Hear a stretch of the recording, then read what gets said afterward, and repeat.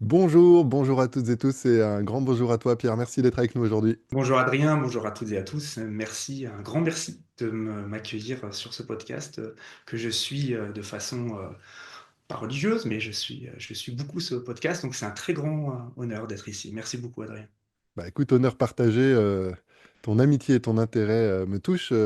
Justement, on va apprendre à mieux te connaître pour celles et ceux qui ne te connaîtraient pas encore. Donc tu es praticien en hypnose, tu es également préparateur mental, tu es formateur et auteur, rien que ça. Tu as une vie hyper riche, alors tu as un challenge d'arriver à nous parler un peu de ta vie avant l'hypnose et dans la perspective, non pas de faire ton CV, ça ce serait pas le plus intéressant, mais que tu puisses peut-être déjà tisser un peu les liens, savoir comment ta vie d'avant euh, peut avoir influencé et peut influencer aujourd'hui ta pratique en tant qu'accompagnant et en tant que formateur. Ok, du coup c'est vraiment ta question amorce. Ouais. Euh, je l'ai beaucoup entendu et j'y ai même réfléchi à partir du moment où je savais que je faisais ce podcast avec toi. Du coup, en effet, ouais, j'ai eu pas mal de vie avant. Le truc auquel j'ai réfléchi, c'est que j'ai eu beaucoup de vie simultanément, en fait. C'est-à-dire que j'ai eu plusieurs casquettes. J'ai toujours eu beaucoup de casquettes en même temps. J'étais policier, mais en même temps, j'étais compétiteur jusqu'à un certain haut niveau. Mais en même temps, j'étais formateur je dirais la quatrième casquette qui est la préparation mentale, qui est venue plus tard. Mais voilà, j'ai eu plusieurs vies avant de démarrer à proprement parler l'hypnose. Comment elles ont influencé ma pratique d'aujourd'hui? Ben, je dirais de toutes les manières. Euh, pour commencer, déjà, aujourd'hui, bah, dans ma pratique, elle est multiple. D'ailleurs, j'ai même, comme tu m'as présenté, j'ai plusieurs casquettes encore aujourd'hui. D'ailleurs, j'ai du mal à penser, à vrai dire, une vie avec une seule activité. Bon, ça c'est à titre un peu perso, quoi. Et donc, du coup, ouais, j'ai toujours eu beaucoup de casquettes en même temps. Et, et d'une certaine manière, je pense que c'est une certaine richesse. C'est vraiment une grande richesse. Prenons un exemple. J'ai été alors, sportif depuis gamin, quoi, et compétiteur, et puis compétiteur on va dire plus sérieusement depuis 2003. Donc, j'avais déjà commencé à regarder les choses du côté de la PNL dès 2001. Je crois que mon tout premier livre que j'avais eu, c'était un... Oh, je me rappelle plus, je l'ai perdu. Je me rappelle que la préface était d'Aimé Jacquet. C'est un livre sur la PNL et je m'en étais servi pour me préparer pour les championnats de France de judo police. Et donc, du coup, je pourrais dire que là, c'est peut-être la toute première fois où se croisent en fait les deux mondes, au moins les deux mondes, celui du sport et puis celui de la préparation mentale qui m'a amené en fait par la suite à- d'abord à travailler sur moi-même et puis ben, en fait à découvrir l'hypnose par la suite. Euh, à travers donc mes multiples casquettes, donc j'étais sportif de compétition en jiu-jitsu brésilien, en grappling, notamment, c'est là où j'ai performé le plus, en tous les cas en compétition. Je t'interromps une seconde parce que comme je connais ta modestie, pour que ceux qui nous écoutent se fassent une idée, tu as quand même des titres assez impressionnants, vice-champion du monde de mémoire, plusieurs titres de champion de France et champion d'Europe. Bah, c'est ça qu'on appelle faire de la compétition. C'est aussi dire que voilà, Mm. tu t'es investi et avec effectivement bah, l'atteinte de l'excellence, même si vice-champion du monde, voilà, il restait peut-être une petite marche, mais quand même du très très haut niveau, quoi. Donc voilà, c'est aussi pour donner un peu de concret et que les gens sachent de quoi ils retournent quand tu parles du jiu-jitsu brésilien et écrire un bouquin dessus, quoi. Oui, oui, alors c'est intéressant que tu parles de ce... J'ai fait deux fois vice-champion du monde en fait. Et c'est intéressant parce que c'est à l'issue de cette deuxième place au championnat du monde en 2011 que j'ai démarré une psychanalyse. Alors je suis rentré parce que là je me suis dit il y a un problème. Il y a un problème, là il y a quelque chose. Et du coup, ce qui est intéressant, c'est que dans mes casquettes aussi, euh, voilà, j'ai fait une psychanalyse relativement longtemps, 8 ans.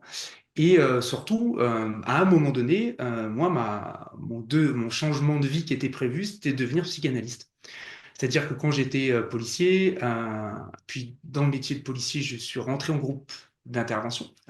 J'étais dans un service spécialisé qui s'appelle l'ABI. J'y suis resté 11 ans. Donc c'était des missions relativement pointues, avec de la libération d'otages, de la sécurisation des hautes personnalités. J'étais tireur sur les toits. Et du coup, bref, quand j'ai changé de métier en termes de policier, je suis devenu formateur. Et là, j'ai démarré ma psychanalyse et bon, je me suis dit, je vais faire formateur parce que j'adorais ça. Et j'ai toujours fait de la formation. J'ai commencé, je crois, mes premières formations en 96. C'était C'est un ouais, ancien, en fait, l'air de rien, hein. j'ai 46 ans. Et là, j'avais donc 17 ans. Et je faisais le BAFA, alors c'est de la formation, c'est de l'animation, on va dire. Et cette casquette de formateur, elle aussi, elle était là depuis 96 et elle m'a jamais lâché. Donc, pour revenir à ta question initiale, c'est de quelle façon ça nourrit mes accompagnements aujourd'hui? C'est une très grande richesse, je disais, mais j'ai pas spécifié en quoi. C'est une richesse de rencontre des gens, mais à travers différentes postures. C'est-à-dire qu'en tant que sportif, en tant que compétiteur, c'est une façon de rencontrer l'autre. En tant que policier, c'est une autre façon de rencontrer l'autre. En tant que formateur, c'est une autre façon de rencontrer l'autre. Et j'étais également examinateur, c'est une autre posture que formateur, hein. J'étais, à un moment donné, dans la police, j'étais conseiller technique national, donc j'étais au Centre national d'éducation physique et sportive, et je formais les formateurs et je les évaluais. Donc, ce qui est très intéressant, hein, d'ailleurs, ce qui m'a amené à faire des découvertes assez formidables en termes de stress. Euh, et donc voilà, enfin, il y a beaucoup de casquettes qui m'ont amené, je dirais, à changer de point de vue sur ma rencontre avec les autres, des très différentes, vraiment très variées. Et aujourd'hui, dans mes accompagnements, c'est une vraie richesse d'avoir pu, j'ai envie de dire, rencontrer l'autre à travers autant de points de vue, mais aussi différents, parce que souvent, quand je discute avec les gens, ils disent, ouais, t'es passé de la police à praticien en hypnose. Je dis, waouh, quel grand écart. Je dis, bah, oui et non. Parce que vu comme ça paraît en effet très éloigné, vraiment très éloigné.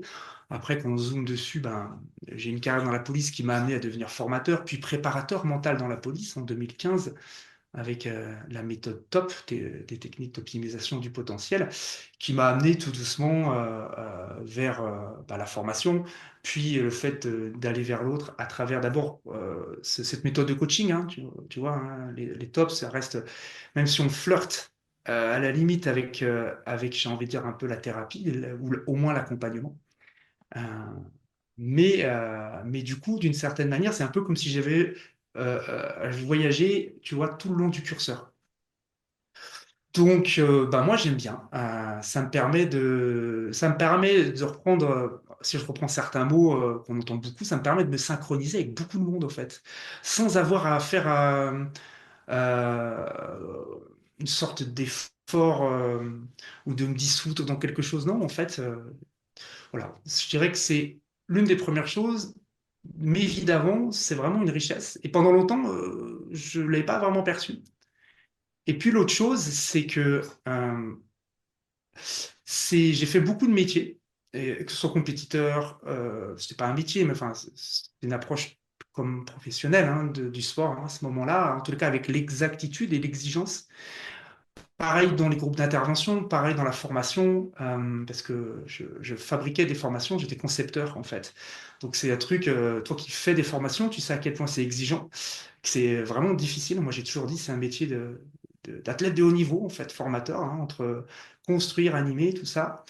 Ça m'a donné une forme d'exigence aujourd'hui dans mon travail et surtout j'aime bien le concret.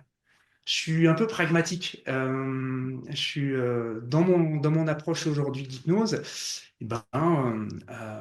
J'aime bien avoir du concret.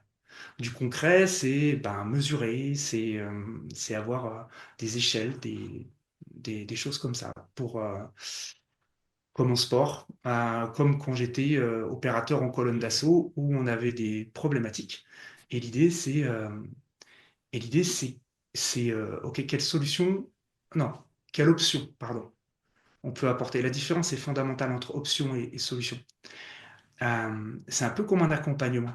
C'est-à-dire que j'avais un formateur quand j'étais opérateur en colonne d'assaut à l'ABI, un ancien du RAID, un officier du RAID, et c'était notre formateur tactique. Donc en fait, il nous apprenait, enfin on bossait avec lui, comment on investit un bâtiment quand il y a des preneurs d'otages, par exemple. Et donc, c'est un métier très technique, en fait, au final. Hein. Il dit, bah voilà, tu vois, regarde, je vais prendre des termes volontairement qui croisent le milieu de l'accompagnement et de l'hypnose. On va avoir des protocoles dans des situations, des thématiques. D'une certaine manière, on va déterminer notre objectif à l'avance. Euh, et à un moment donné, je me souviens de cette phrase. C'est un personnage, hein, le formateur. Kato, son surnom.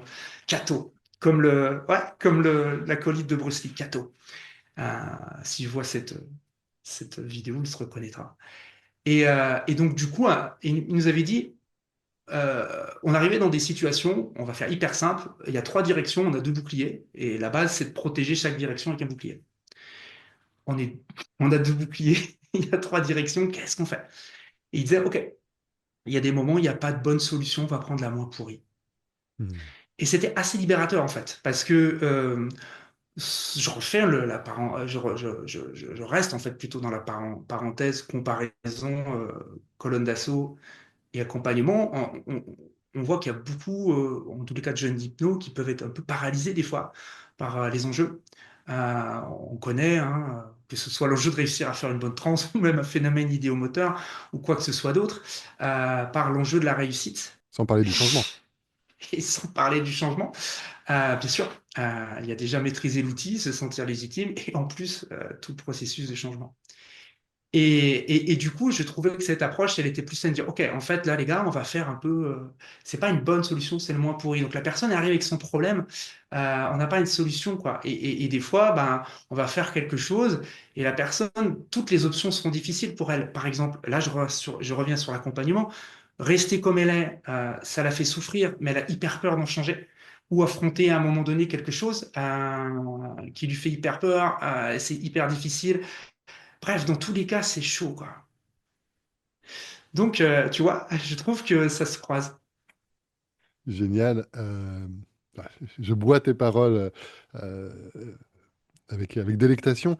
Euh, Justement, je perçois quelque chose chez toi qui en plus m'impressionne un peu, en tout cas que j'admire, peut-être parce que ça mériterait d'être plus développé chez moi. Justement, cette force d'exigence, en tout cas de discipline, que tu as dû construire peut-être dans ta personnalité, probablement en tant que policier, certainement dans la brigade d'intervention, certainement en tant que formateur, évidemment en tant que sportif de haut niveau. Euh, et je ne sais pas trop comment amener cette question, parce que le but, voilà, c'est pour que les gens qui nous écoutent, ben, ça puisse aussi les inspirer, les aider à progresser.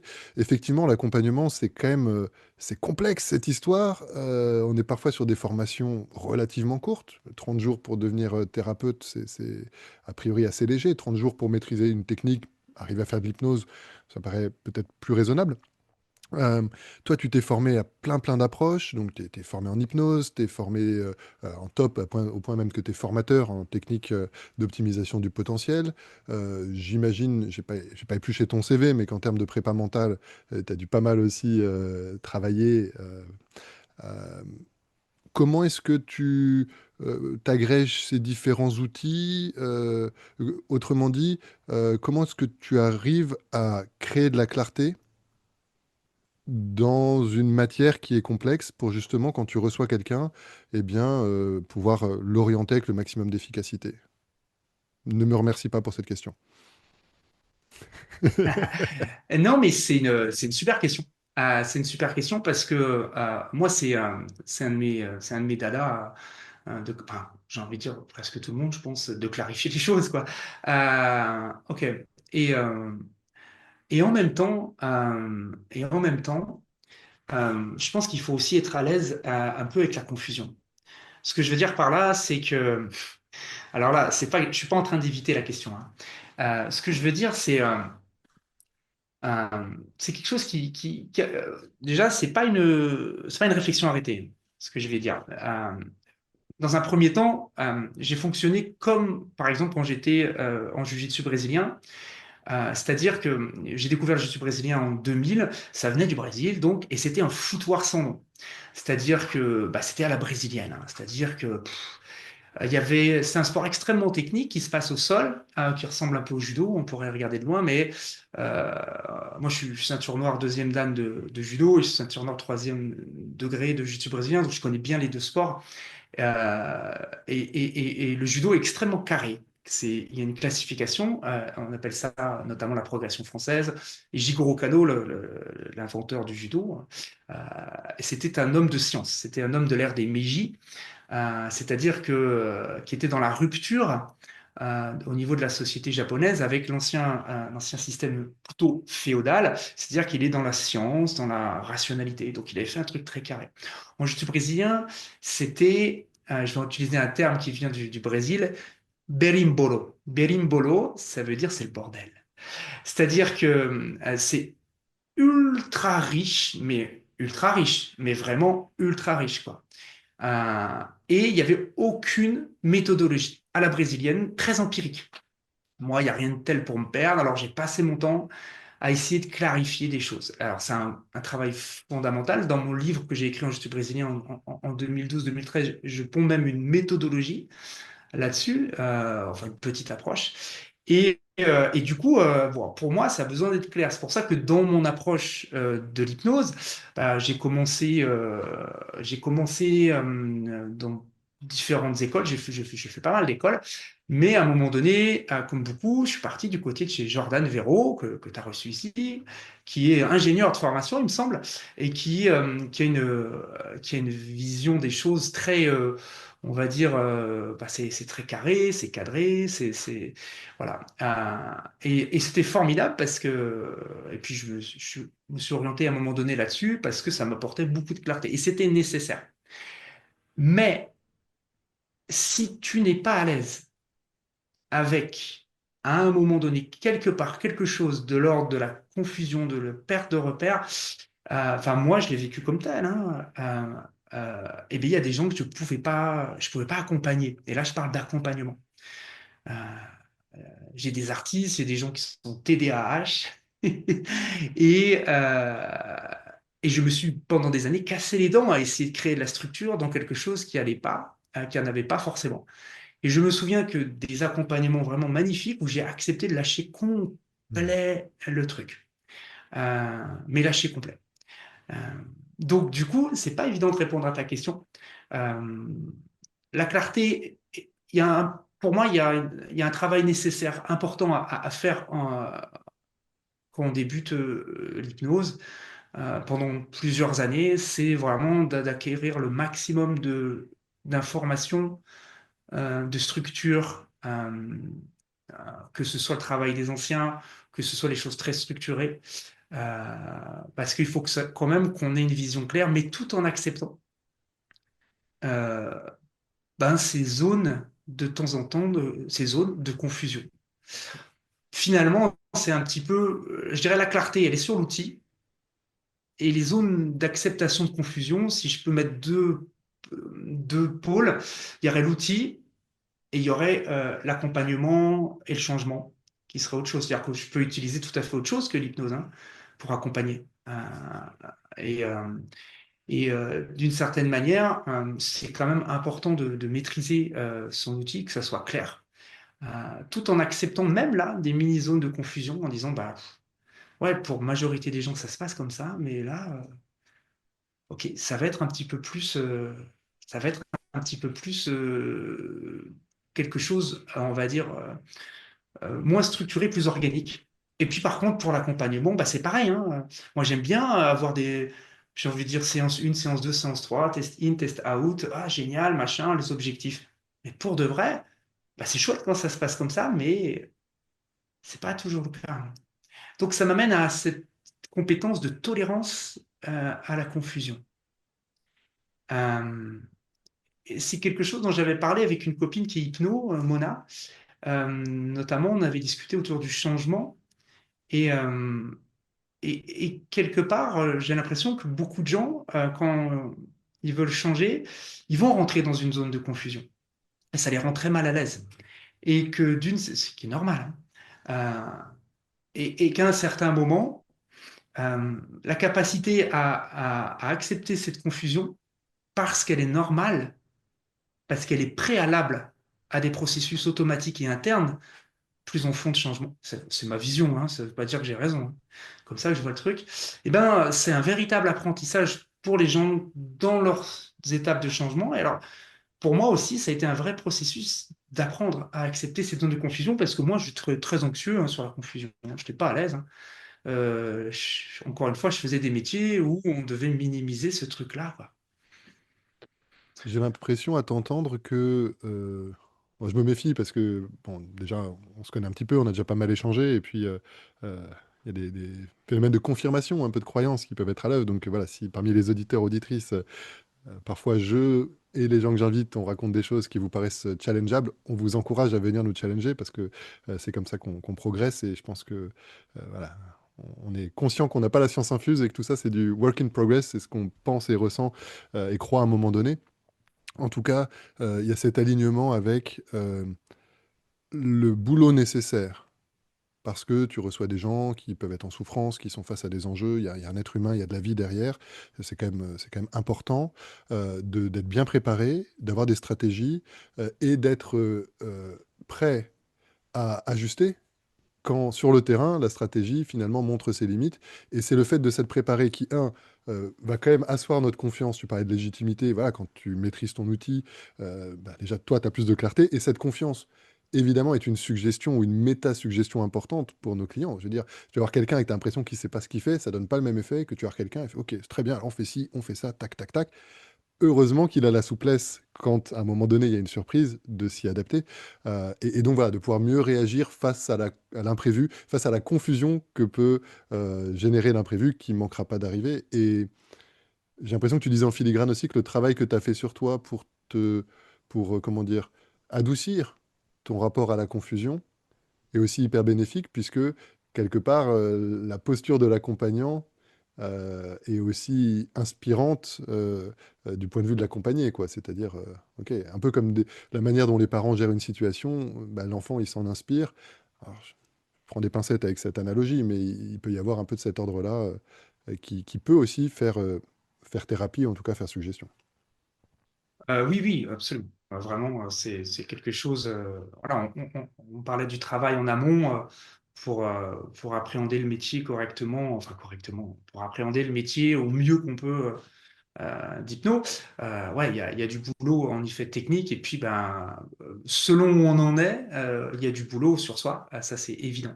Moi, par exemple, ouais, voilà, c'est la confusion, ne pas savoir, ça m'a sécurisé énormément, quoi. Ça m'a sécurisé énormément. Donc, il a fallu il y avait deux choix. Soit j'augmente mes compétences, et donc bah, ça c'est une bonne chose, mais c'est un peu comme courir derrière finalement une ligne d'horizon en fait, qui va reculer sans fin. Euh, du coup, ben voilà, il y a cette compétence à accepter aussi, puis aussi même nos limites, hein. C'est quelque chose. On parle un peu, mais voilà, moi, l'une des premières choses que j'essaye de faire, c'est vraiment de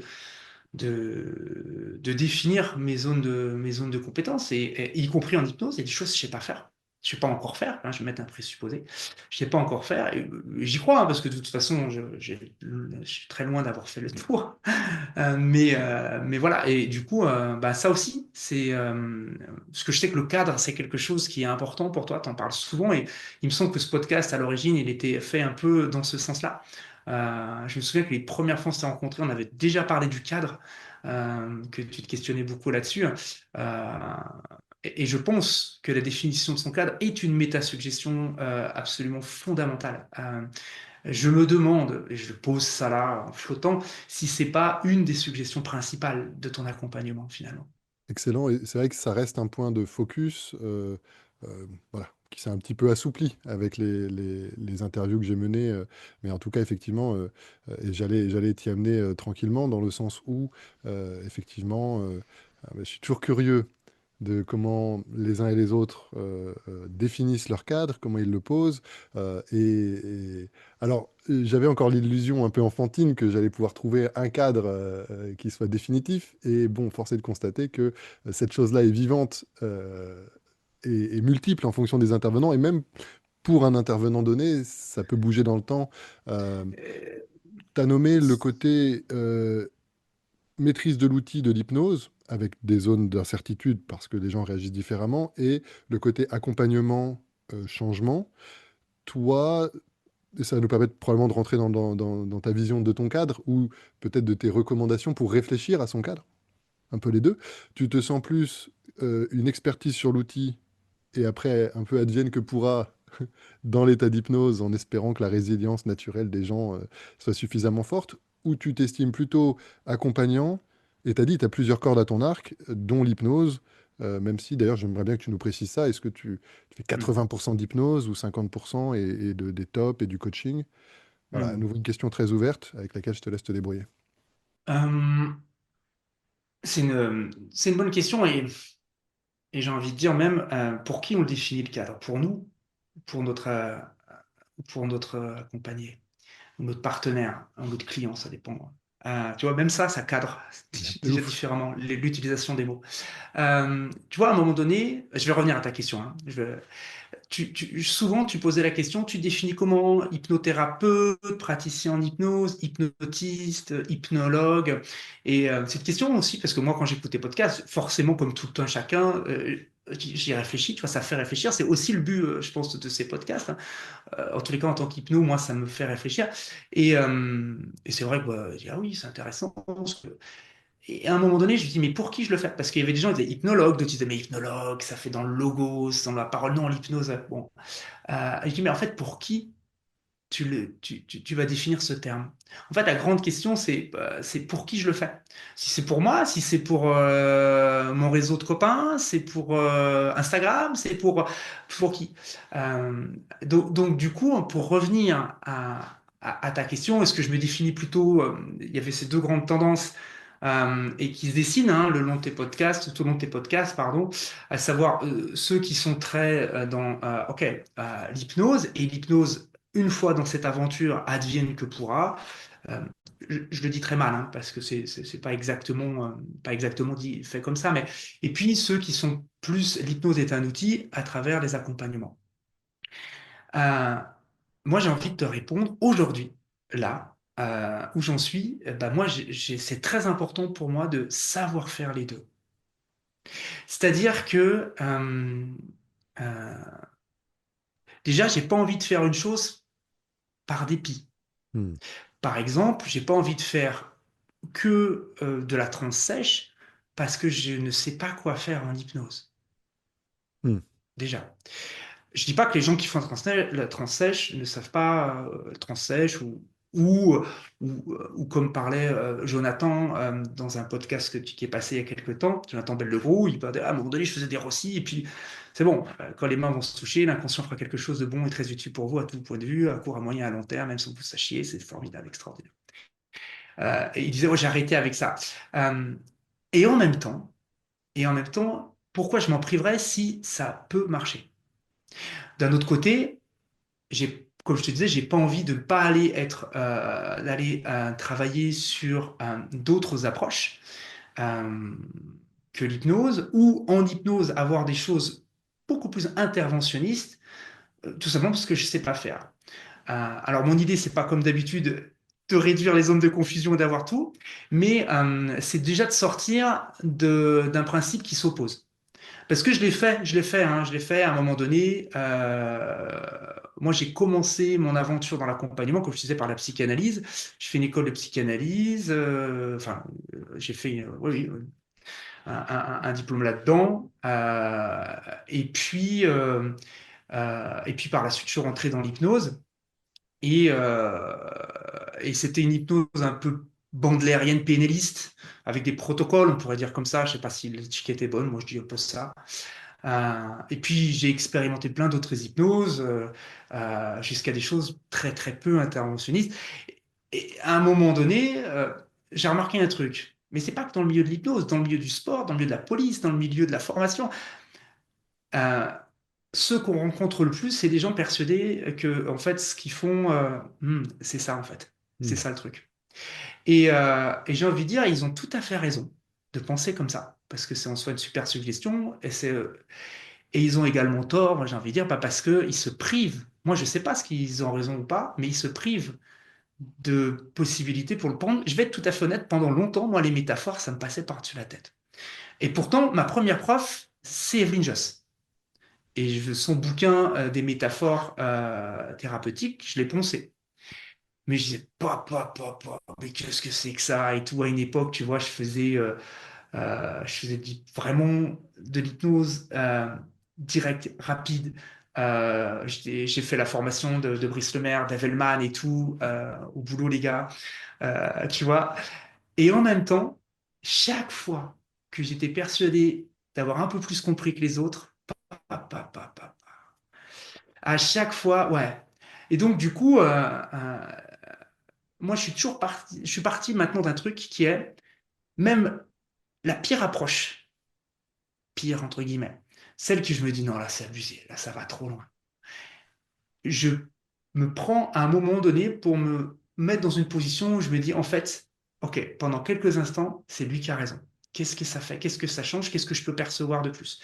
Pourquoi? Ben, parce que au fil des 5 années maintenant que je fais de l'hypnose, que 5 ans finalement, euh, eh bien, j'ai vu des gens changer. Donc, on va parler d'accompagnement et de changement. Vraiment, puis d'autres non, hein. Heureusement que j'ai pas que des succès, hein, c'est normal, hein. Mais sur avoir des game changers sur des choses, mais tellement différentes. Et puis surtout, des choses sur lesquelles je me dis, non, mais là, c'est pas possible que ça fasse sens. Et en fait, d'où ça me ramène à, mais qui tu es, mec, pour savoir pour l'autre. C'est une phrase qu'on dit tout le temps, mais en tout cas, mon aventure personnelle à la rencontre de cette phrase, elle est très particulière. Ce qui fait qu'aujourd'hui, eh ben, je peux très bien amener à des moments des personnes, ok, dans une hypnose la plus, entre guillemets, c'est tous des débats, hein, la plus pure, la plus machin, bref, ok. Et laisser la personne là-dedans.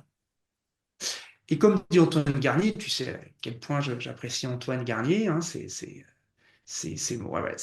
l'hypnose sur laquelle aujourd'hui vraiment je m'inspire le plus et qui m'a beaucoup aidé dans mon développement de mon hypnose. Ça reste quand même, je sais pas toi, je sais pas les gens qui nous écoutent, qui sont hypno, assez intéressant de se rendre compte que quelquefois, en amenant les gens en hypnose, je me rappelle sur des protocoles, les mains bougeaient, les machins. Et puis en fait, la personne, c'est John qui parlait de trans équilibré, trans déséquilibré, en disant, OK, moi j'ai une trans équilibrée et c'est chouette.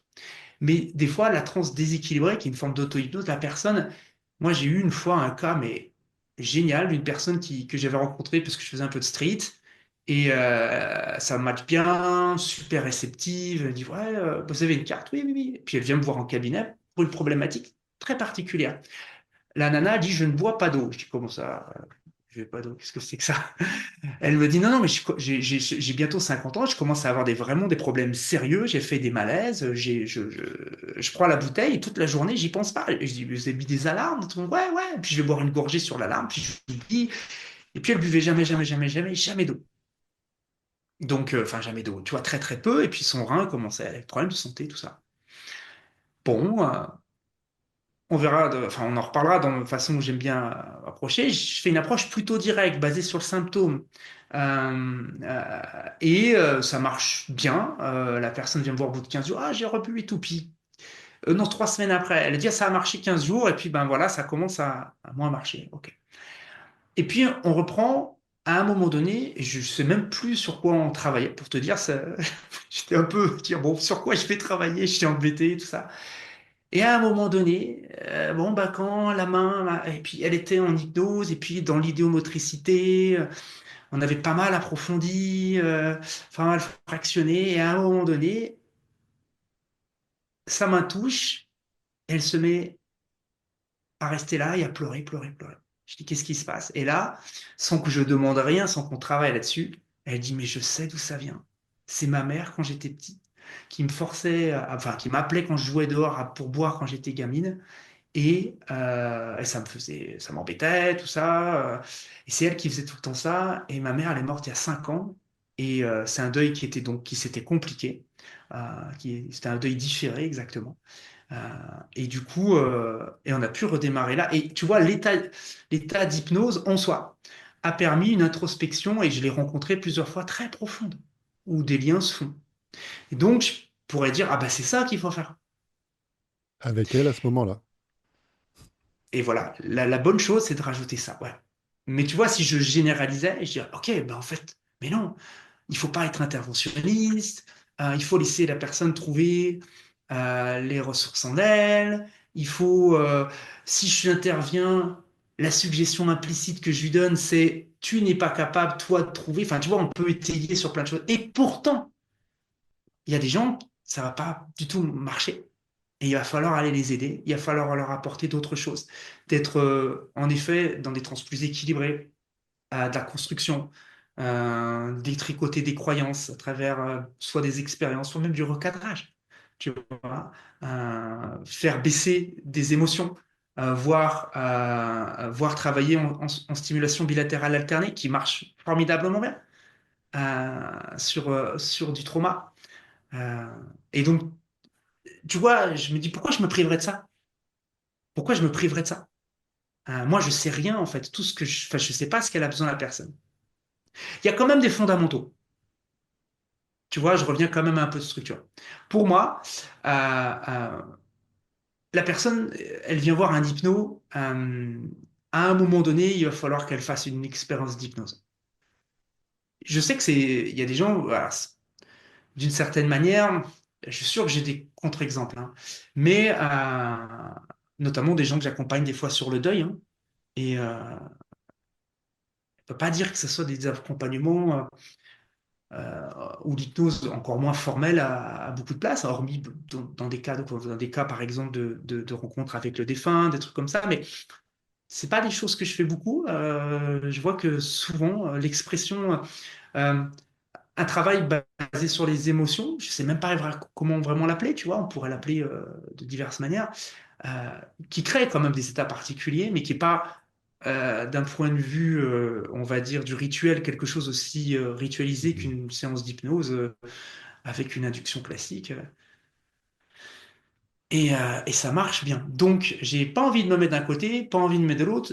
Pour résumer, surtout pas parce que je sais pas faire et surtout pas parce que je suis dogmatique. Génial. Et donc, il y a besoin d'outils. Il y a besoin d'outils. Et quand même, hein, je reste sur mes fondamentaux parce que je suis quand même de cœur quand même dans l'hypnose.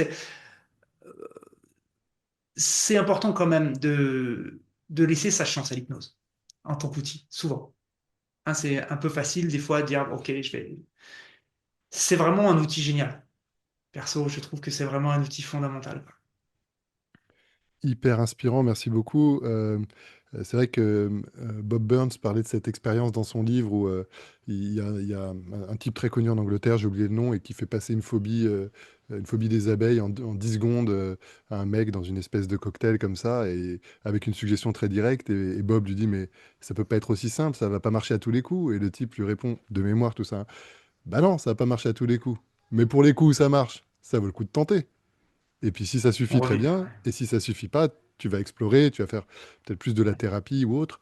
Euh, Ça m'a inspiré plein de questions et j'ai envie de pas toutes te les donner d'un coup parce que je me connais.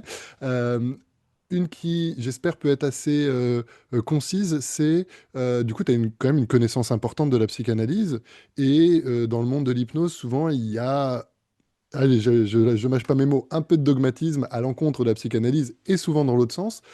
Toi, est-ce que tu peux nous dire en quelques mots comment tu caractérises ces deux approches, peut-être les passerelles qu'il peut y avoir entre les deux, euh, voilà, pour donner un petit peu de volume et de précision pour les gens qui connaîtraient peut-être moins la psychanalyse. Je crois que ça peut être Hmm. un truc assez sympa aujourd'hui de gagner un peu en clarté là-dessus. Hmm.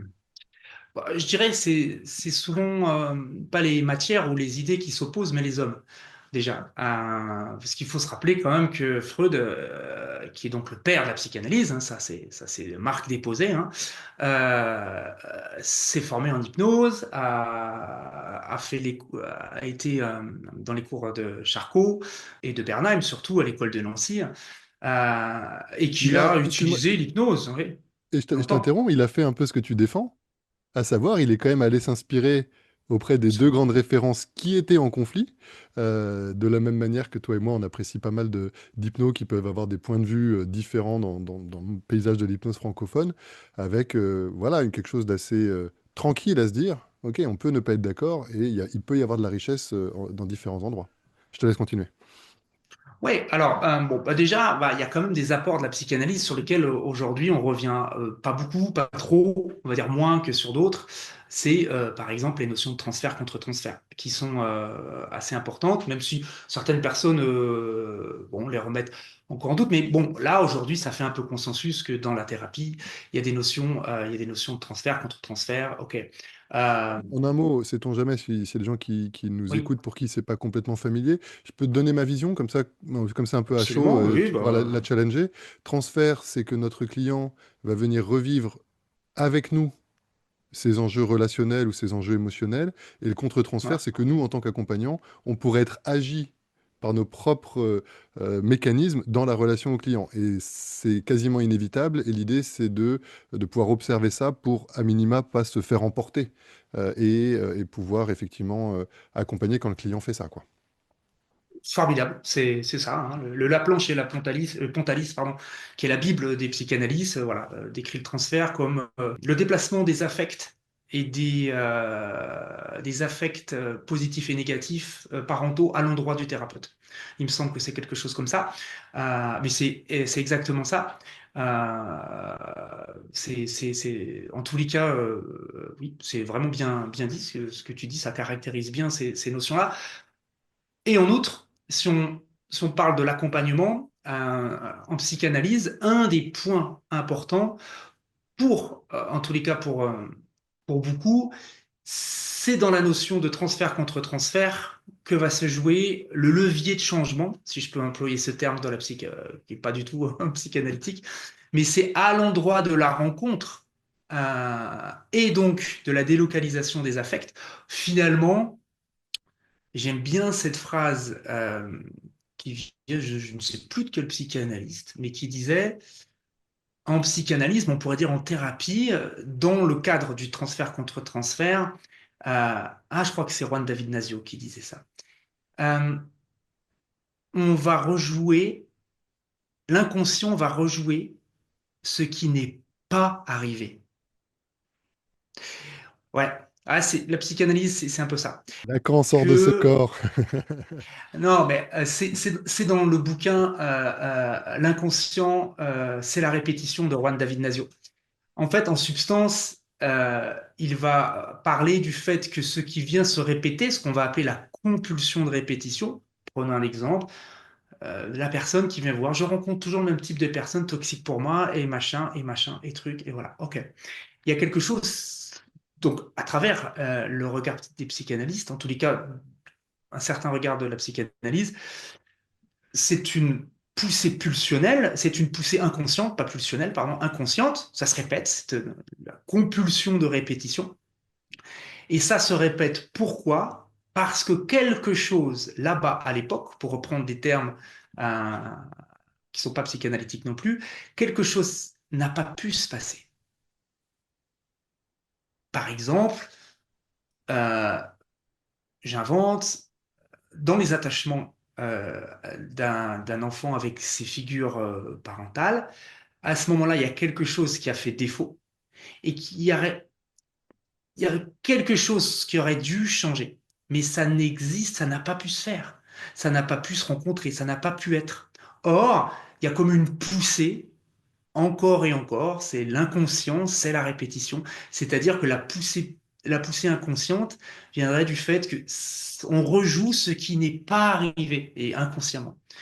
Donc, bon, c'est loin hein, quand même de la thérapie, en tous les cas en hypnose, mais il y a beaucoup de clés de compréhension en tous les cas, de l'accompagnement dont on peut s'inspirer aujourd'hui. Puis d'autres thérapeutes se sont inspirés de la psychanalyse, hein, de la gestalt.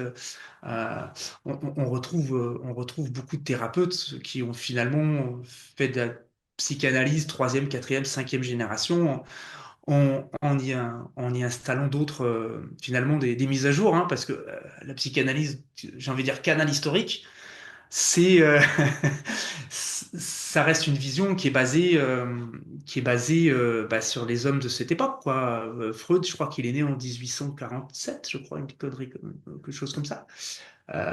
C'est comme si on s'était arrêté à l'hypnose, si une autre vision d'hypnose s'était arrêtée c'est quoi 1840? C'est l'époque de James Esdell, tu vois. Je crois qu'il est à peu près à cette époque-là, James Esdell. Tu vois, heureusement, ça c'est voilà. James Ouais. Hetzel qui intervenait aussi aux Indes, beaucoup avec un public plutôt de locaux, et l'hypnose, ça marchait moins bien les Britanniques de la haute société, de la même manière que l'hypnose directive, c'était beaucoup des hommes, comme dans l'histoire de l'humanité, beaucoup des hommes. Heureusement, c'est un peu en train de changer, même si on rame, des hommes d'âge mature qui impressionnaient plutôt des jeunes femmes. Donc effectivement, heureusement Hmm. il y a eu pas mal d'évolutions. Euh, et du coup, tu fais Absolument. un lien qui est hyper inspirant, entre guillemets. Je pense que tu peux nous apporter des éclairages assez chouettes. Euh, Justement, pour aller vers l'accompagnement, parce que j'ai l'impression que l'outil hypnose, bon, si vous voulez vous améliorer, ceux qui nous écoutent, aujourd'hui, il y a une quantité de matériaux pédagogiques, de vidéos, de livres bon, pour faire de l'hypnose. Voilà. Euh, Seulement, l'accompagnement en hypnose, c'est avant tout de l'accompagnement.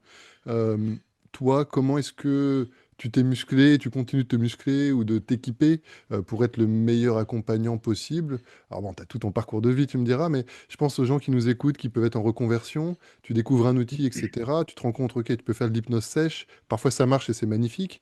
Et puis parfois, c'est un peu limité. Il y a besoin d'avoir un peu de recul sur la relation entre soi et les personnes qu'on accompagne, sur son cadre, sur peut-être des stratégies de changement, d'orientation.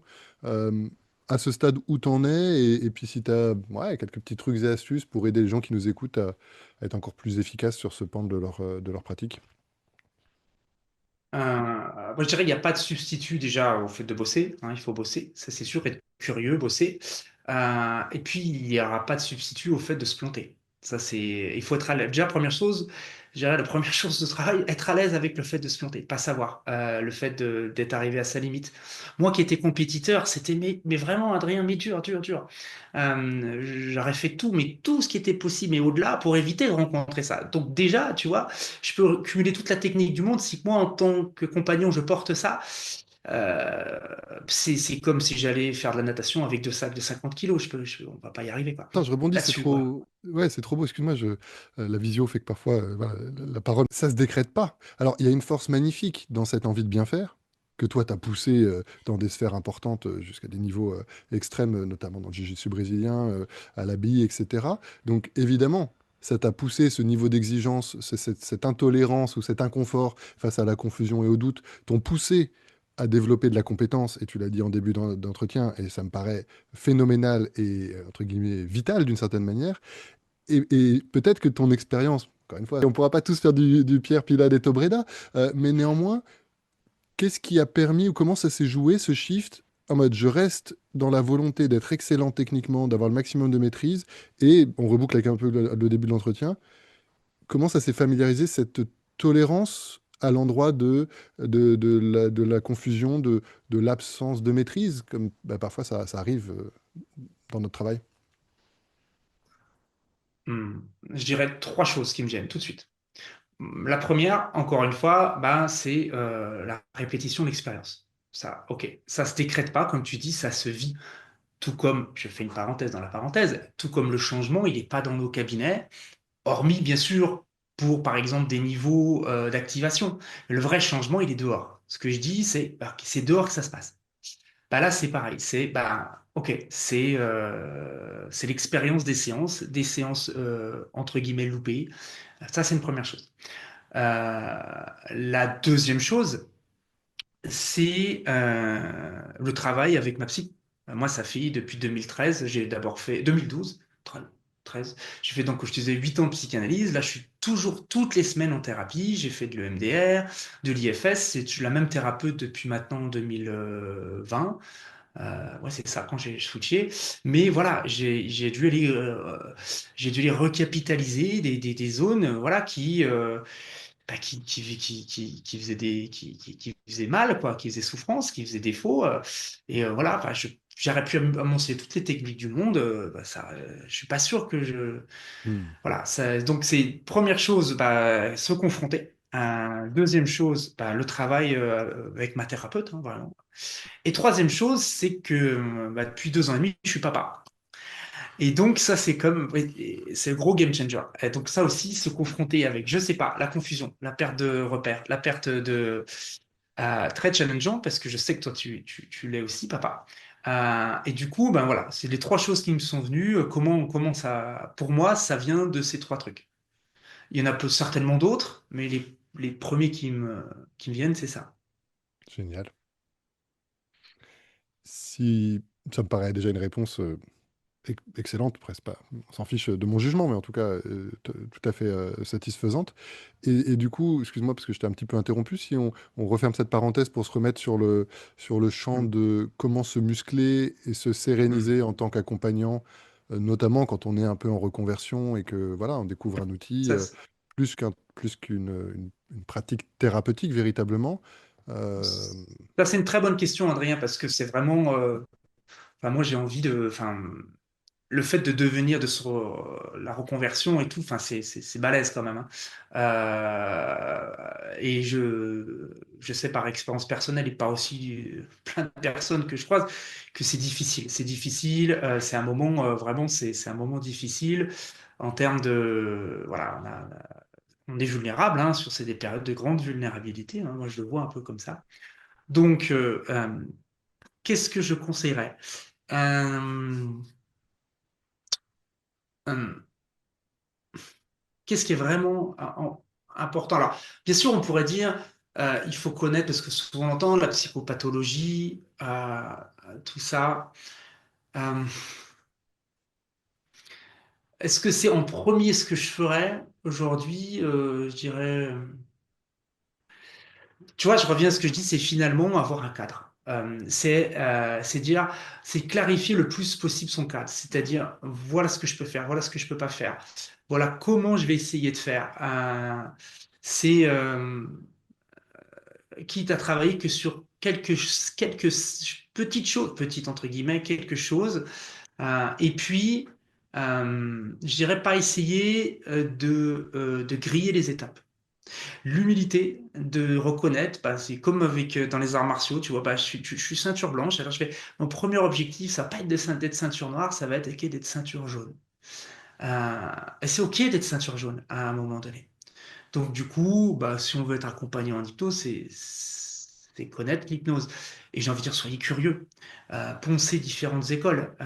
Si vous n'êtes pas forcément suffisamment, enfin, ça demande des moyens, mais différentes approches et ne soyez pas dogmatique, surtout au début.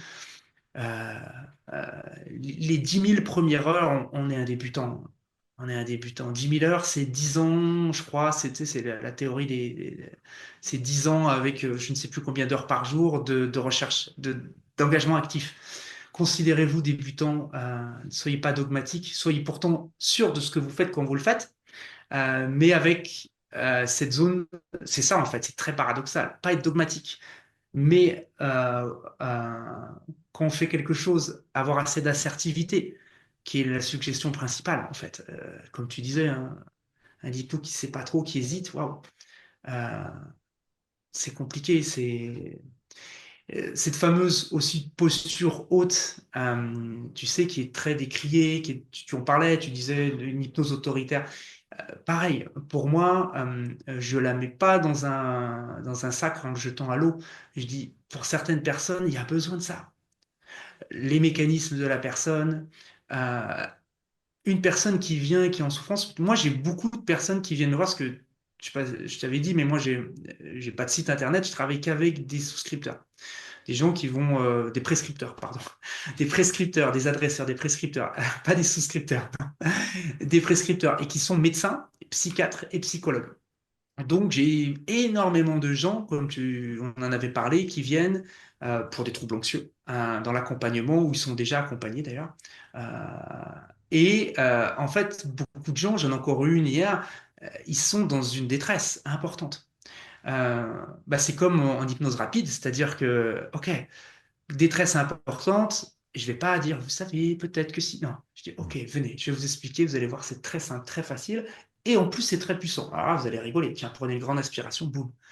Tu vois, je me dois de prendre cette position, même si, parce que probablement, et encore, je sais pas, peut-être que ça va faire échec, mais probablement, euh, elle a des grandes chances de matcher parce que la personne, il y a des besoins à l'intérieur de cette personne, elle est en détresse. Elle a besoin que tu aies une posture haute, que tu aies une grande assertivité, que tu l'amènes de façon en hypnose directe. Tu vois, je vais vous expliquer, vous allez mettre les mains comme ça, vous allez voir, c'est très simple, prenez une bonne inspiration. Et la personne, voilà. Pour d'autres personnes, ça va être totalement mauvais de faire ça. Donc, encore une fois, sortir de ce dogmatique. Donc, formez-vous, soyez curieux, ne rejetez aucune hypnose, ne pensez pas une est meilleure que l'autre. Euh, il y a du principe actif, pour reprendre des termes ou de Jordan Vero ou de certaines personnes. Partout, il y a du principe actif partout. Euh, c'est pas parce qu'on le voit que il peut ne pas être là. Donc, hum, curiosité et maîtriser les choses que l'on fait. Ça, c'est vraiment les bases. Ensuite, ouais, il y a quand même des fondements à avoir sur les différents types de profils. Mais encore une fois, une formation très théorique. Tu vois, par exemple, un psychologue, il va se former. Moi, ma femme, elle est psy. Tu vois, ma belle-sœur est psy. Enfin, tout le monde est psy, en fait. Et ils ont appris le taf, pas dans les années d'études de psychologie, c'est à travers leur stage. Mm. Euh, C'est-à-dire que ils peuvent t'expliquer ce que c'est que un psychotique stabilisé. Ils peuvent t'expliquer, mais avant d'avoir fait stage dans un CMP ou dans un centre fermé avec des psychotiques, tu sais pas ce que c'est. Tu vois ce que je veux dire? Donc c'est pour ça que c'est très important d'avoir des connaissances en psychopatho, tu vois, par exemple, pour déjà scléroser nos champs d'application. Mais en même temps, une formation théorique. euh, Tu vois, je suis pas sûr qu'elle aide tant que ça. Tu vois, enfin, pour moi, il faut aller il faut se faire, par exemple, superviser, tout simplement, superviser, et pas forcément que par des hypnos. Ça, c'est quelque chose que je pense aussi. Dans nos premières années, c'est peut-être le meilleur investissement qu'on puisse faire une fois qu'on a une mini base, c'est superviser régulièrement. Et encore une fois, pas forcément avec quelqu'un qui est hypno, quoi. Ça, c'est une de mes grandes frustrations, c'est qu'à l'époque, j'étais encore assez jeune dans ma vision de moi-même, au-delà de mon âge, et probablement encore plus d'illusions que ce que j'ai aujourd'hui. Et effectivement, moi, quand je me suis lancé, j'avais un peu l'impression que je pouvais tout faire et que j'avais pas besoin d'être supervisé. Et donc, je pense que j'ai perdu du temps et j'ai probablement aussi installé de mauvaises habitudes que j'ai un peu ramé à désinstaller ensuite. J'ai quelqu'un j'ai plus la personne précisément, qui m'avait dit que les 6 premiers mois de sa pratique, alors c'est un investissement aussi, hein, mais elle avait fait superviser la totalité de ses séances. Et je me dis, alors c'est peut-être un peu extrême, n'empêche que, t'imagines le niveau de maturité et de précision dans la pratique que tu peux installer dès le début. Voilà, avec le recul, c'est quelque chose que j'aurais aimé avoir la lucidité de Ouais, et faire. puis le niveau de confiance comment dirais-je, le niveau de sécurité intérieure de cette personne, parce que une supervision, si la personne fait bien le boulot, elle va appuyer, elle peut appuyer où ça fait mal. Donc c'est pareil, hein, ça demande du courage hein, de se faire superviser de façon un peu utile, quoi. C'est Ouais. clair. Ça peut paraître un petit point de détail, mais je pense que ça peut être hyper instructif pour nos auditeurs, auditrices. Euh, j'ai jamais entendu personne me dire qu'il ne travaillait que avec des prescripteurs médicaux. Comment t'as... Je pense que c'est hyper inspirant, on en rêve tous un peu. Moi, j'ai quelques médecins, quelques psychiatres qui me recommandent. Euh, Ça s'est un peu fait au fil de l'eau, fidèle à ma personnalité, on va dire, même si ça bouge aussi en tant que papa, de plutôt me laisser porter plutôt que d'avoir une stratégie euh, réfléchie et en amont. Euh, J'ai coupé un comment... instant. Attends, ça a frisé un instant en fait. Ouais, j'ai vu ça. Donc, Du coup, je reprends en deux mots. vas-y, on la Euh, refait, ouais. Euh, donc tu disais tout à l'heure, et je pense que ça peut être hyper inspirant pour celles et ceux qui nous écoutent, que j'avais jamais entendu ça, que toi tu construis ta pratique exclusivement avec des recommandations de médecins. Alors moi je suis très très intéressé aussi, exclusivement, en tout cas de manière forte et de Ouais. bouche à oreille. Euh, Moi j'ai quelques médecins et psychiatres qui me recommandent, mais je pourrais probablement y en avoir plus. J'imagine que tu peux nous apporter des éclairages vraiment très concret et très aidant pour développer sa pratique. Comment tu t'y es pris pour développer voilà, un réseau de prescripteurs médicaux qui t'envoient des gens? Alors, bah, je dois avoir une bonne étoile déjà. Mais au-delà de la bonne étoile, Tu sais ce qu'on dit de la chance, de la bonne étoile. c'est la chance, c'est quand la préparation rencontre l'opportunité. Donc, vu Ouais. ce qu'on sait de toi et tes niveaux d'exigence dans ce que tu fais, certainement que tu es une bonne étoile. En tout cas, on sait que de ce qui est de ta responsabilité, à savoir la préparation, tu fais plutôt partie des gens qui sont sérieux à cet endroit-là. Donc, voilà, je voulais pas trop te faire de flagornerie, mais c'est Hum, quand même ce que je pense. Voilà. c'est très gentil. Ok, je pense qu'il y a plusieurs choses. En effet, il y a des opportunités, ça c'est sûr. Mais il faut être préparé, si on reprend cette maxime. Comment être préparé? Déjà, moi je suis à l'hypnose, comme beaucoup, je tombais amoureux de l'hypnose, mais également de l'histoire de l'hypnose, des concepts de l'hypnose. Enfin, du coup, je peux en parler longtemps. Et puis, encore une fois, très rapidement, non, c'était pas mon premier superviseur, mais c'était mon deuxième superviseur, c'était Antoine Garnier. Et je me souviens on s'était préparé. À un moment donné, je dis, bah, je voudrais faire une séance de supervision pour comment me vendre vis-à-vis je dis, voilà, des médecins, des psychologues, des psychiatres. Bon. Et donc, on avait préparé un truc qui était hyper cadré, hyper propre, et très rationnel d'ailleurs, basé sur, tu sais, euh, c'est why, non, why, how, what, enfin, tu sais, je me rappelle plus ce Ah truc-là, oui, enfin, Made to Stick, oui, c'est Why, What, How et What If. c'est ça, exactement. Donc vraiment basé là-dessus, tu vois, tu connais Euh, Antoine euh, Garnier, très scripté, très protocolaire, je le savais par cœur. Ok, donc ça c'est une première chose.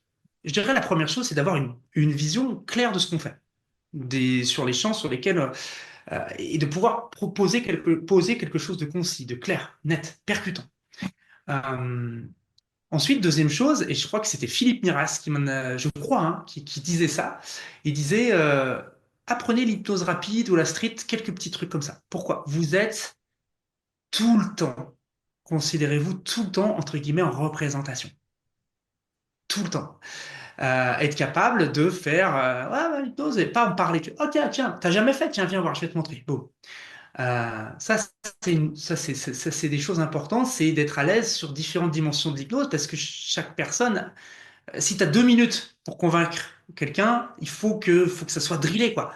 Tu vois ce que je veux dire? C'est comme un combat. Enfin, il faut savoir ce que tu vas faire. Donc ça, c'était très, très important.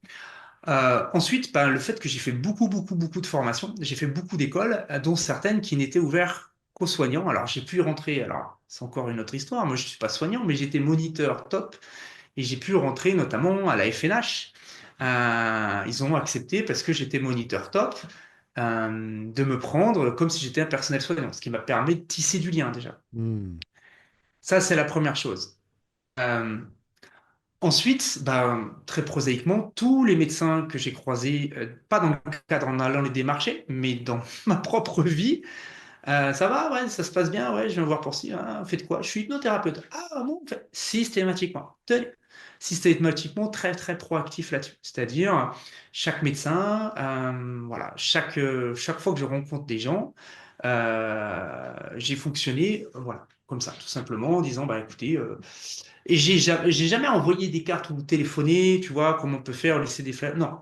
Je me suis toujours dit, OK, il faut que je sois, quand je rencontre des gens, hyper performant sur si on aborde ce thème-là. Donc, et puis bon, moi, je sais pas, on se connaît un petit peu, enfin, je suis assez prolixe, je vais facilement voir les gens, je vais facilement créer du lien social assez facilement. Et puis voilà. Après, bah, mes anciens réseaux, dans le réseau de la formation, dans le réseau de la police, dans le réseau de l'intervention, c'est pareil. Le réseau, c'est vraiment le truc le plus important. Et personnellement, j'ai pas de réseau numérique. J'ai un LinkedIn parce qu'il fallait le faire il y a, je sais pas, 3, 4, 5 ans, je l'ai fait, voilà. J'ai rien foutu dessus depuis 2 ans. Là, j'ai mon bouquin qui sort, il va falloir que je remette à jour. Instagram, j'ai 6 photos. Bref, je suis pas du tout à l'aise avec ça et je suis un très mauvais conseiller là-dessus. Mais je crois vraiment à la rencontre. Par exemple, et Jonathan Bellegros en parlait aussi, c'est les coiffeurs. Et moi, je discutais avec mon coiffeur et machin et tout. Faites quoi, je suis? Non. Ah ouais, ouais. Faites ci, faites ça. Ouais, bah tenez. C'est vraiment pour moi, c'est pas parce qu'aujourd'hui tout est numérique qu'il faut faire l'économie des vraies rencontres. Et d'ailleurs, je pense que en termes de pourcentage, enfin comment on pourrait dire, de retour sur énergie investie, c'est beaucoup plus rentable de discuter avec les vrais gens, de les rencontrer dans la vraie vie. Et si on en rencontre 6 ou 7 en, je sais pas, même en un an, des gens, des médecins, un truc comme ça, bah, vous avez beaucoup plus de chances d'avoir du retour, je pense, que 400 balles de Facebook Ad ou de Google Ad, pardon, à mon avis, hein, à mon avis.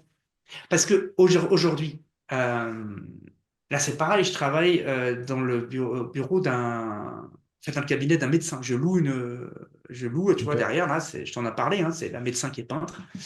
Et, euh, et du coup, bah, c'est pareil, j'ai pris un temps, quand j'ai loué la partie du cabinet, on a beaucoup discuté, et, euh, et c'est un nouveau prescripteur pour moi. Elle m'en envoie déjà ça fait 4 semaines là, que je suis dans ce cadre, je dois avoir au moins 5 ou 6 personnes qui sont venues de sa part.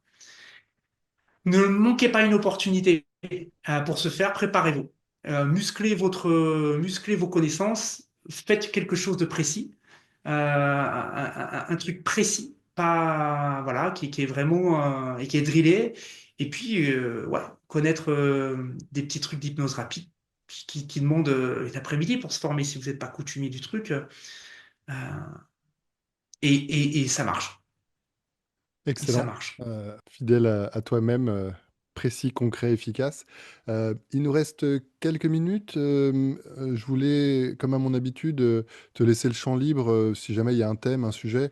Alors je sais que tu peux être, je l'ai dit, assez parfois humble, et donc ça peut aider qu'on te mette le pied à l'étrier ou qu'on te force un peu la main. En tout cas, j'aurais été très curieux. J'ai pas encore eu l'occasion de le lire, que tu nous parles un peu de ton livre qui vient de sortir là tout récemment sur la gestion du stress. Voilà, si tu veux nous en dire 2 mots, et puis Ouais. s'il y a un autre sujet, un cri du cœur, un truc, tu te dis, ah, ça c'est vraiment important et j'aurais aimé qu'on me pose des questions ou qu'on en parle, eh bien, je suis ravi que tu puisses te sentir libre de finir l'interview comme bon te semble.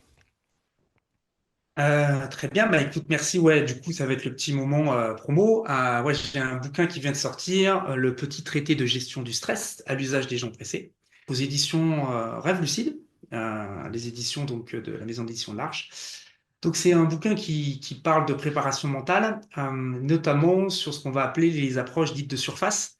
En substance, l'éditeur m'avait dit, écoute, voilà, on voudrait un bouquin de préparation mentale. J'ai dit, oui, bon, très bien. Et il dit, OK, mais on voudrait quelque chose qui soit comme une sorte de trousse d'urgence, tu vois, qui tape sur les outils d'autorégulation. C'est-à-dire vraiment concret, toujours pratique, adaptée, simple et concret. Et ce qui est assez intéressant, c'est que moi, ça fait des années que je stresse, mais enfin, je veux dire, ça fait 25 ans au moins que je suis à la recherche d'optimisation par rapport à mon stress en compétition. Et du coup, j'ai collecté une somme importante de moyens, de méthodes. Et encore une fois, on est dans la branche, on va dire, peu interventionniste, qu'on pourrait dire, OK, compétences d'autorégulation. C'est quoi les compétences d'autorégulation? C'est mes réactions au stress, la gestion de mes émotions et la gestion du flot des pensées. Là, on est sur des outils qui font une approche rapide. Ce qui est intéressant, c'est qu'il y a d'autres outils hein, sur des approches plus, on va dire, plus de fond, Hmm. sur les croyances, l'identité, tout ça. Là, on est dans la famille de la préparation mentale, du côté d'une approche petite de surface. Et dans ma vision aussi de l'accompagnement en hypnose, tu sais à quel point je privilégie en premier des interventions dites de surface, d'augmenter les compétences de la personne. Par exemple, si la personne arrive à modifier son rapport au stress parce que, à partir de maintenant, à chaque fois qu'elle stresse un petit peu moins ou un peu moins fort, qu'elle reprend du contrôle, à partir du moment où tu sais que la personne reprend du contrôle, qu'elle vit mieux son expérience, qu'est-ce qui se passe? La personne ne peut plus se raconter la même chose sur elle-même.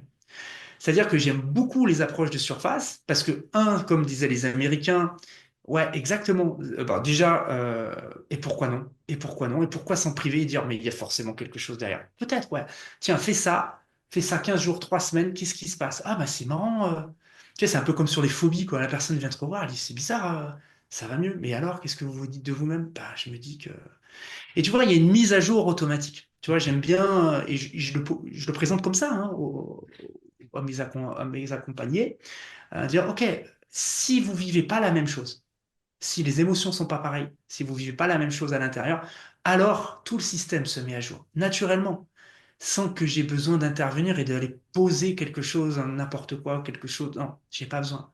Et pour plein de gens, ça marche. Vraiment, j'ai eu des gens, c'était clairement pas suffisant, mais j'ai eu des gens en 2, 3 séances, ils se sont dit, mais c'est un game changer. Peut-être que derrière quelque chose, ok, j'en sais rien. De toute façon, la personne, elle venait, son mandat explicite, il était, ok, je stresse devant mon DM de maths, mais c'est terrible, je perds tous mes moyens. Ok. Et maintenant, bah, ça va. Qu'est-ce que tu dis? Ah, j'y arrive. Donc, ce bouquin, il va collationner des outils d'autorégulation. Vraiment, bah, globalement, ça va sur. Il y a plein de champs, hein, plein d'outils différents. Ça va être sur les respis. Il va y avoir des gestuels. Il va y avoir des approches TCC, des approches sophro, des approches PNL, des approches auto-hypnose, des trucs que j'appelle all-in-one, c'est-à-dire des petits protocoles où il y a plein de principes actifs dedans. Et j'ai pas voulu faire une sorte de conglomérat de techniques. Tu sais, moi, je suis formateur dans l'âme. Et quand je faisais de la formation, moi, j'étais pas matériau-centré. J'aimais vraiment partir des situations. OK. Donc, en substance, c'était, OK, bah, dans le bouquin, il va y avoir 11 situations qui correspondent à 11 situations typiques, euh, plus ou moins proches d'une échéance. On va démarrer à quelques jours d'une échéance, puis quelques heures, puis quelques minutes, voire même pendant. Et donc, il y a la notion d'urgence donc, qui est relative, mais c'est quand même une urgence, hein, une semaine avant, 5 jours avant, 3 jours avant, la veille, la nuit avant, 5 minutes avant d'y aller, pendant. Tu vois, le terme urgence, il est quand même tout le temps là, il est à différents niveaux, mais ces situations, ben, je vais proposer finalement dans ce bouquin, dire, OK, voilà comment je vois les choses. Bah, tiens, il y a quelque chose là de l'ordre. Il y a un déclencheur là, là il y a une réaction physiologique là, là il y a le déclencheur, c'est ces pensées-là. Il y a un état de stress général beaucoup trop. Et je vais proposer un certain nombre de choses et dire, OK, voilà ce qu'on voit en priorité, tel outil, tel outil, tel outil, tel outil. Voilà ce qui est optionnel, tel outil, tel outil, tel outil. J'ai même des encarts, OK, à faire tout de suite, en premier, boum. Et, euh, et voilà, il y a globalement deux portes d'entrée, les outils à porte d'entrée physique et les outils, on pourrait dire, à porte d'entrée mentale. L'idée, c'est que ce soit pratique, adapté, simple, ce bouquin, c'est-à-dire qu'il va s'adresser à la personne qui est stressée, qui veut des outils rapides, tester des outils rapides pour augmenter ses compétences, mais également, on avait vu ça avec l'éditeur, l'idée, c'est aussi pour les gens qui accompagnent, d'avoir aussi une possibilité d'avoir cette trousse à outils pour pouvoir agir tout de suite avec une grande, encore une fois, une grande panoplie d'outils possibles euh, parce qu'encore une fois, comme on disait, hein, j'ai pas envie de faire qu'une chose par dogmatisme. C'est mon partenaire, la personne que j'ai en face de moi, c'est elle qui va réagir. Donc, plus je suis à même de lui présenter des possibilités d'options, ben, plus j'ai de chances qu'une de ces options match. Donc voilà. voilà un petit peu ce petit bouquin qui est sorti. Il est dispo sur Amazon. Donc, petit traité de gestion du stress à l'usage des gens pressés. Voilà, voilà. Magnifique. Merci beaucoup pour ça, pour tout ça. Je mettrai évidemment tous les liens pour que les gens puissent trouver facilement ton travail. Euh, je finis juste pour raisonner sur le fait que je suis sensible effectivement à la surface et au fond, et que quand tu changes la surface, eh bien souvent le fond va devoir changer, ne serait-ce parce que, ayant vécu une expérience émotionnelle correctrice, tu ne peux plus te raconter la même histoire. Et on n'est pas naïf. Bah, parfois, changer la surface n'est pas suffisant et le fond reste difficile. Et alors, on aura toujours normalement l'opportunité d'aller faire un travail plus en profondeur. Ça rejoint un peu ce qu'on disait sur Bob Burns. Commençons par faire simple. Hmm. Si ça marche, super. Et puis si ça marche pas, on a de l'info pour aller plus loin. Je suis un peu frustré, Pierre, parce que à chaque fois qu'on parle, c'est passionnant et je pourrais t'écouter, échanger avec toi pendant des heures. Malheureusement, voilà, on a des petites contraintes temporelles. Il va falloir qu'on s'apprête à se dire au revoir. Mais la contrainte crée aussi, un peu comme les diamants qui sont créés par la pression et la température. Sinon, c'est juste du charbon, en tout cas du carbone. Merci infiniment pour toutes les pépites. J'ai hâte de te lire. Je sens que ça va être passionnant. Évidemment, pour toutes celles et ceux qui nous ont écoutés, ben, merci déjà de nous avoir suivis jusque-là. Vous avez pu sentir avec Pierre que voilà, on est plutôt engagé, passionné. Donc, modulo la présence sur les réseaux sociaux. En tout cas, on sera ravis si nos échanges vous stimulent et invitent à d'autres échanges. Puis vous connaissez voilà, les us et coutumes des réseaux sociaux. On vous invite à liker, partager, commenter. Voilà, faites ce que vous sentez comme juste de faire. Et encore une fois, Pierre, un immense merci et j'ai hâte qu'on poursuive ces échanges. Merci à toi, Adrien. Bonne journée. Allez, à très vite.